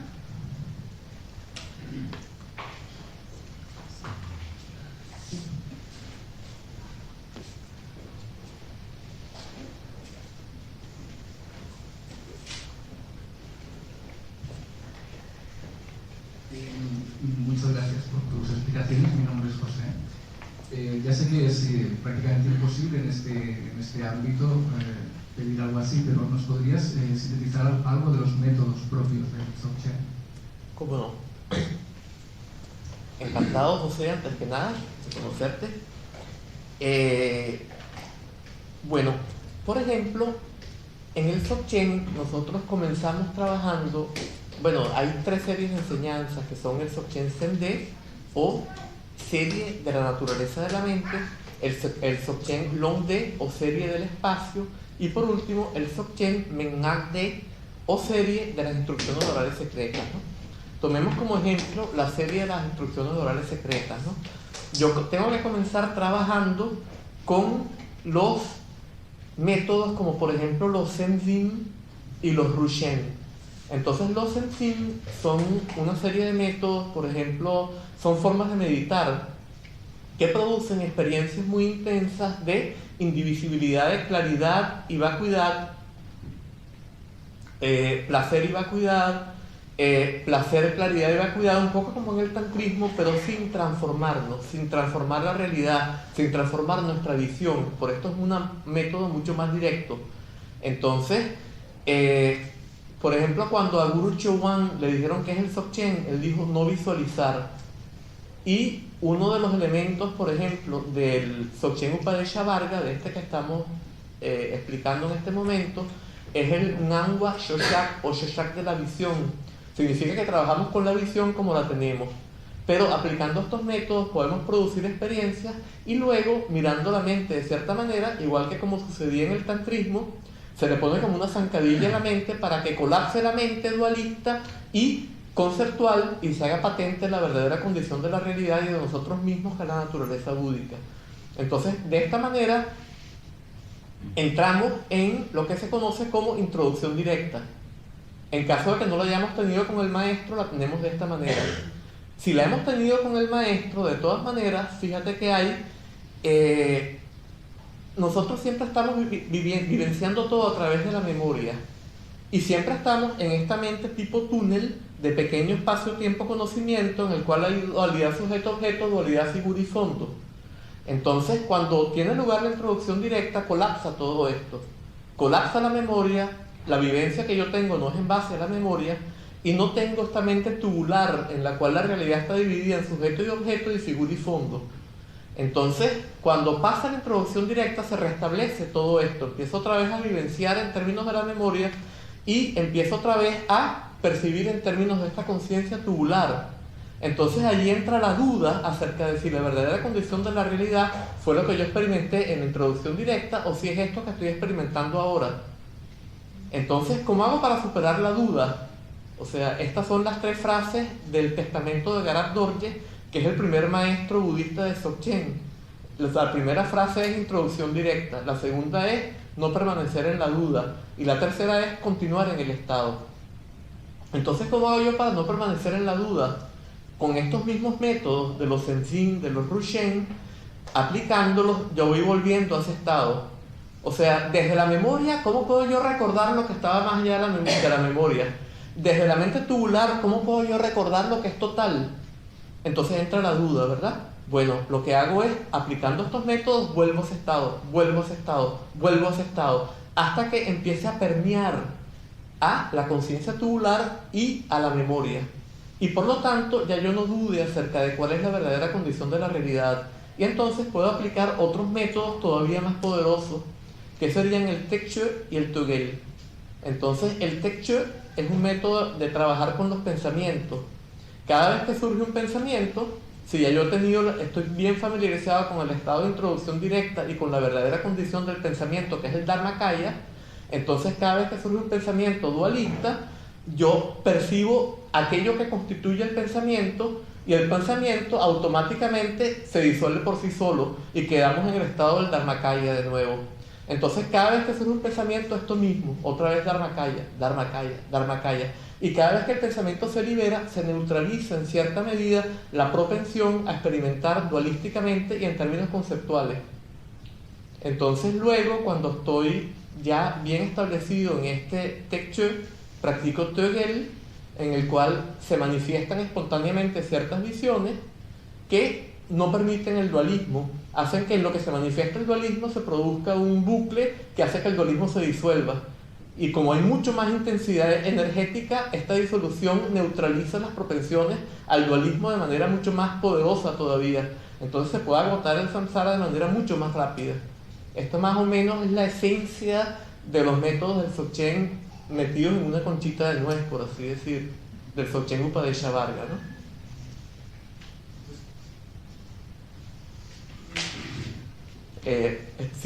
No tenía más. La figura del maestro es totalmente imprescindible. Imprescindible.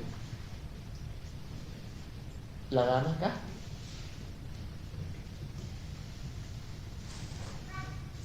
Me llamo Matilde, gracias por tu explicación. A ver, esto que ahora decías, en el estado, supongo que se puede decir estado de Dzogchen, no sé, este estado, entonces que no hay dualidad, que no hay memoria, que no hay conceptos. entiendo que entonces uno no puede permanecer siempre en ese estado, porque entonces, o sea, por todo lo que estás diciendo, a ver, ¿cómo me explico? O sea, no se puede casi ni percibir, ¿no? Porque claro, si no le puedes poner si no hay dualidad y no hay concepto, no estás percibiendo nada.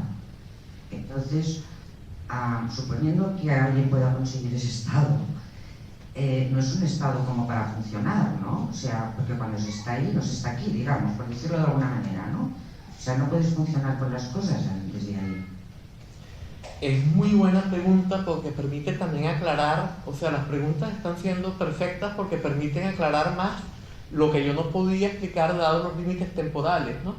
Entonces esta pregunta es muy bienvenida. Lo que sucede es lo siguiente, ¿no? Digamos, todo lo aprendido sigue estando allí, pero ya yo no percibo en términos de eso como si es eso en sí mismo. O sea, digamos que yo voy a manejar esto como un libro, pero yo no voy a sentir ya que esto es en sí mismo un libro. Yo no lo voy a percibir como un libro, pero tengo todo ese conocimiento allí que me permite manejarlo como libro. Yo no voy a percibirte como un ser que siente del género femenino que está haciendo una pregunta, pero voy a poder responder a tu pregunta, si llego a ese estado.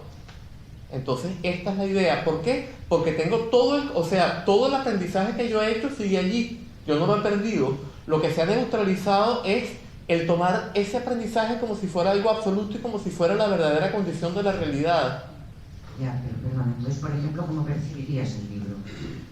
Eso ya es absolutamente imposible de describir. Ahí sí vamos, ahí sí ya no podemos describir, ¿no? Entonces, es tal como, según las enseñanzas del Mahayana, es un Buda. O sea, un Buda está en ese estado, un Buda no actúa. Por ejemplo, se dice en el Mahayana que nosotros tenemos dos tipos de obstáculos, que son los obstáculos de las pasiones y los obstáculos del conocimiento. Los Kleshavarana y los Nyayavarana en sánscrito, ¿no? Entonces, se dice que nosotros los Kleshavarana los tenemos hasta el séptimo Bhumi, el séptimo nivel del Bodhisattva. Cuando pasamos de allí al siguiente, pues ya no aparecen más estos, pero seguimos teniendo el obstáculo del conocimiento. Todavía cuando yo actúo, hay una sensación de que yo estoy actuando de sujeto y objeto. Y por ejemplo, en el budismo zen hay un entrenamiento que es el entrenamiento de la arquería. Y entonces, en tanto que yo siento que yo estoy disparando, y que en el momento de disparar yo me conceptúo como disparando, la flecha se va a desviar un poquitito, porque yo me voy a conocer a mí mismo como alguien que actúa, y en ese momento me voy a tomar como objeto, y ese tomarme como objeto va a interferir con mi subjetividad como alguien que actúa y va a desviar un poquito la flecha. Entonces, con ese entrenamiento lo que se busca es llegar al punto en el cual yo disparo sin disparar. Eso no es Dzogchen, pero es un ejemplo en términos del Mahayana para que se entienda. Entonces, cuando yo paso del 10º Bhumi al 11º Bhumi, que es el estado de Buda, quiere decir que ya yo he superado completamente el obstáculo del conocimiento, ya yo no actúo. Pero que no actúo no quiere decir que me quede sentado en una silla o en posición de loto sin moverme más nunca. El Buda anduvo por todo el mundo predicando. ¿Cómo es posible? Él no actuaba, pero todo sucedía a través de él. Esto no lo podemos entender desde la mente habitual. O sea, esto va más allá de la comprensión de la mente limitada samsárica. Entonces no te puedo preguntar si entendiste porque eso no se puede entender.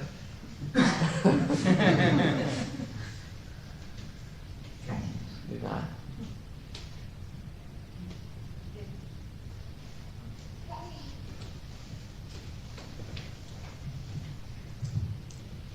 Hola, buenas noches. Hola, buenas noches. Mi pregunta es que no tengo muy claro la diferencia de ese camino Dzogchen con el tantrismo, porque ambos quieren trascender la dualidad y ambos utilizan la visualización, ¿no? No, en el Dzogchen no se utiliza la visualización. Recuerda lo que dijimos, que cuando Guru Chowan le preguntaron qué era el Dzogchen, él dijo no visualizar, y que en el Dzogchen Upadesha Varga uno de los principios, uno de los 4 Shoshak es el Ngangwa Shoshak o Shoshak de la visión, que significa dejar la visión tal como es, o sea, no transformar la percepción. Y por esto es mucho más rápido, porque yo no tengo que desarrollar una visualización en un retiro de 3 años, 3 meses y 3 días, o idealmente y mucho mejor, un retiro de 9 años, 9 meses y 9 días. sino que yo trabajo con métodos que pueden lograr las mismas vivencias de claridad, placer y vacuidad de una manera mucho más rápida, sin necesidad de cambiar mi percepción. Entonces es vía de liberación espontánea y no vía de transformación. Yo no tengo que transformar mi visión de las 5 puntas de abajo del dorje en la visión de las 5 puntas de arriba, sino que simplemente, no importa cuáles puntas del dorje se manifiesten, se van a liberar por sí mismas. Entonces es una vía muchísimo más rápida.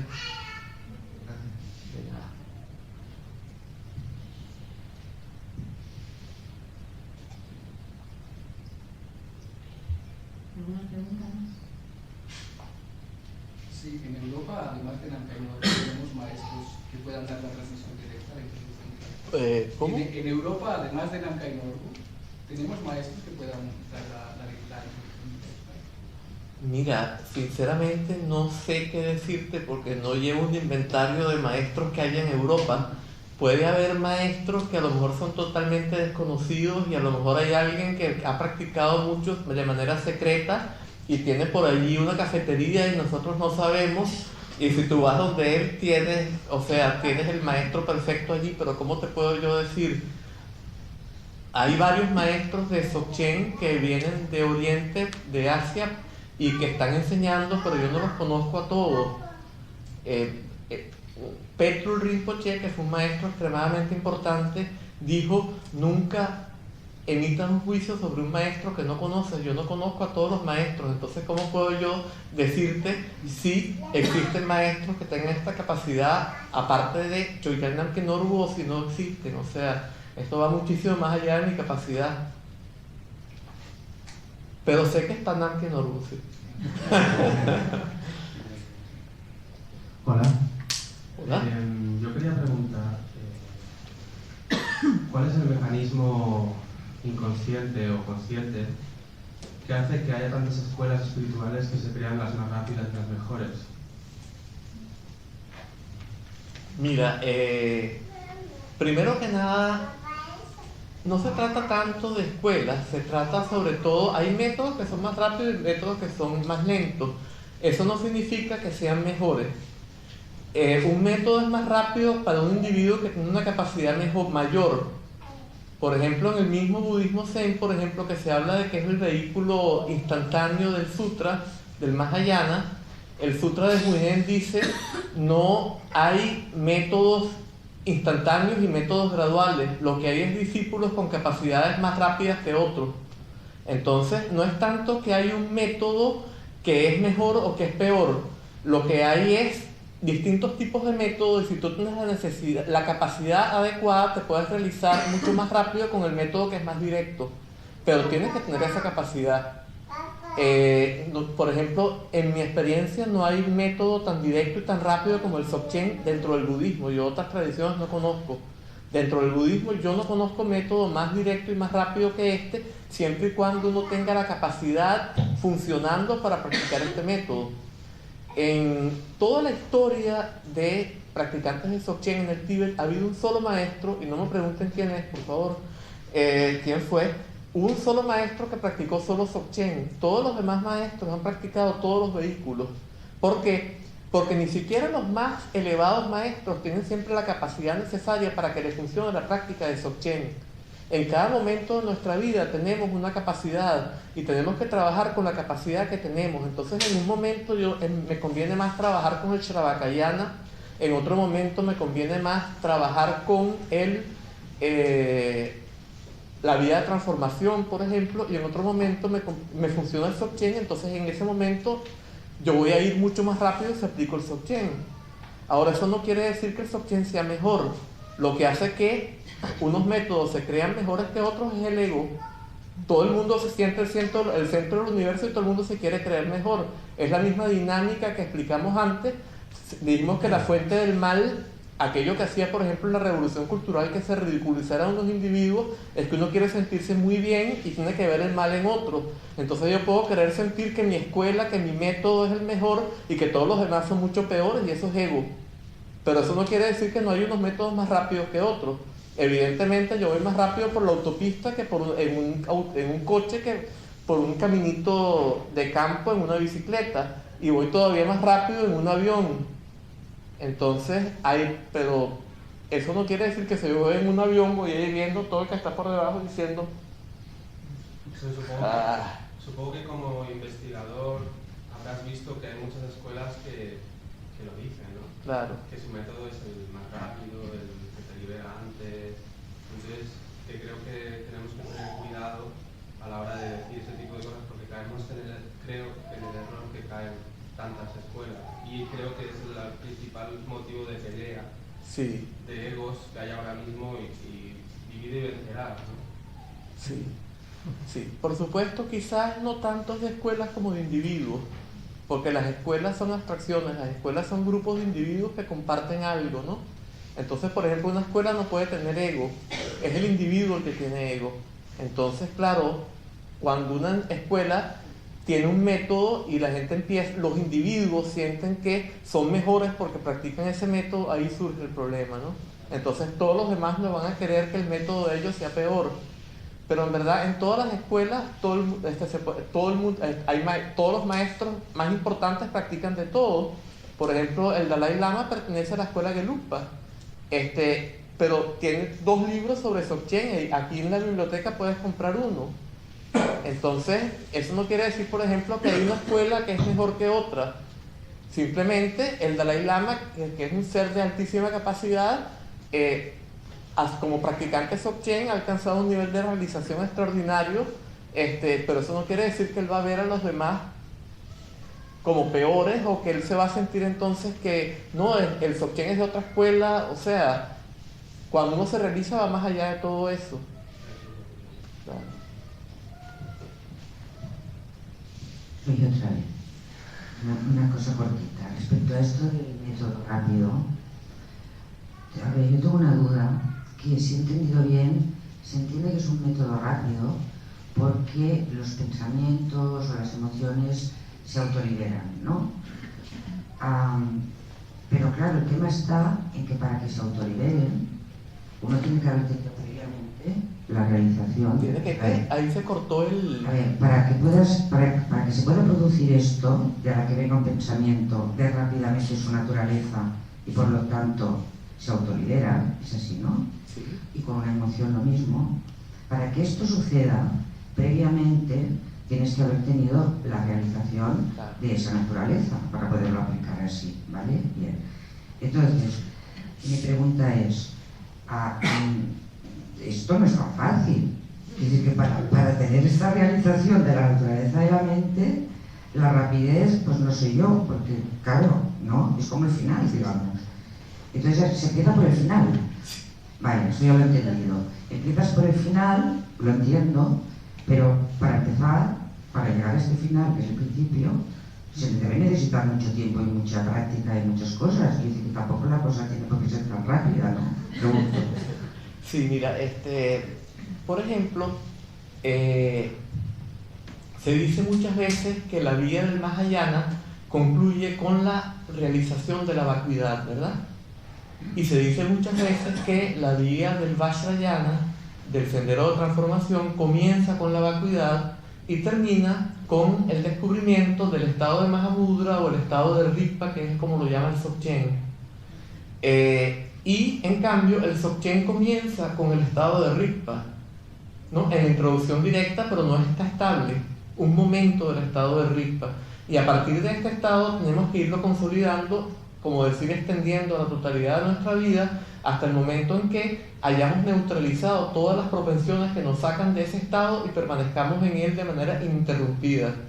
Entonces, evidentemente que comenzar en el Dzogchen significa que ya yo he trabajado, pero no implica que yo tenga que haber hecho todo el sendero de Sutra para llegar a la vacuidad y luego todo el sendero de transformación para llegar al estado de Mahamudra o estado de Rigpa, sino que el Dzogchen tiene sus propios métodos mediante los cuales yo puedo llegar a ese estado de una manera más directa sin necesidad de pasar todos los años en retiro que implicaría la vida de transformación y sin todos los años de práctica ardua de renuncia que implicaría la vida de renuncia. Ahora bien, lo que dijo el compañero por allá es absolutamente válido. Hay muchísimos practicantes, ¿verdad?, que entran en este sendero y entonces sienten que por esto ya son superiores a todos los demás y sienten que han realizado cuando a lo mejor no han tenido ni siquiera la más mínima vivencia de la introducción directa. Entonces es también muy peligroso, uno puede caer en lo que cayó este Tarpanacó, este famoso individuo del cuento que echamos al final, ¿no? Quizá no de esa misma manera, pero sí creerse más que los demás y creerse que uno es mucho cuando no es nada. Y entonces si esto sucede, uno bloqueó su sendero. Entonces hay que trabajar con los métodos que nos transmite el maestro, sabiendo cómo trabajar con ellos y teniendo una percepción objetiva de uno mismo sin engañarse. Y estos métodos son suficientemente poderosos como para que en un tiempo, no todo el mundo va a tener la introducción directa en esta vida. Hay hay gente que pasa toda una vida entera y no tiene la introducción directa, y la introducción directa es el comienzo del sendero del Dzogchen. Entonces el Dzogchen es un poco como si uno tuviera una pelota muy grande, y quisiera morderla para que estalle. Es muy difícil porque la pelota es muy grande. Entonces uno puede estar tratando de morderla y no la muerde, pero si uno le mete el diente estalla. O sea, si se dan las condiciones, la pelota se revienta. Pero no es predecible, ¿no? Entonces uno trabaja con estos métodos, pero claro, uno no va a limitarse a trabajar con estos métodos, uno va a trabajar con los métodos de la vía de renuncia, de la vía de transformación y de la vía de liberación espontánea, con todos ellos aplicando el que más les sea efectivo en cada momento. Y entonces va a haber un momento en el que puede que me funcione el método del Dzogchen y entro directo en el estado del Dharmakaya. Y desde ese momento ya me va a empezar a funcionar la práctica, pero no siempre me va a funcionar igual. Entonces va a haber momentos en los cuales aplico transformación, va a haber momentos en los cuales aplico renuncia. Más o menos así es como yo respondería esa pregunta, ¿no? ¿Alguna pregunta más? La última pregunta. ¿Acabamos?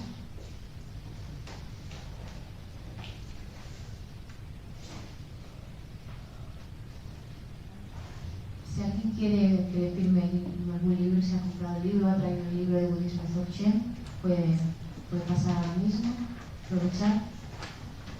Si no, pues damos por concluida la charla.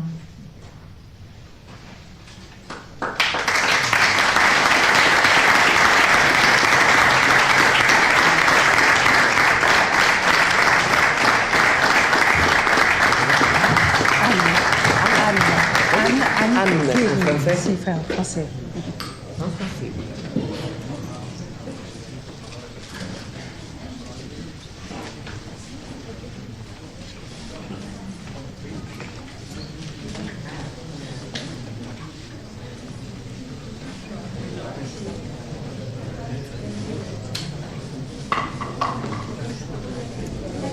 J'ai de vous parler.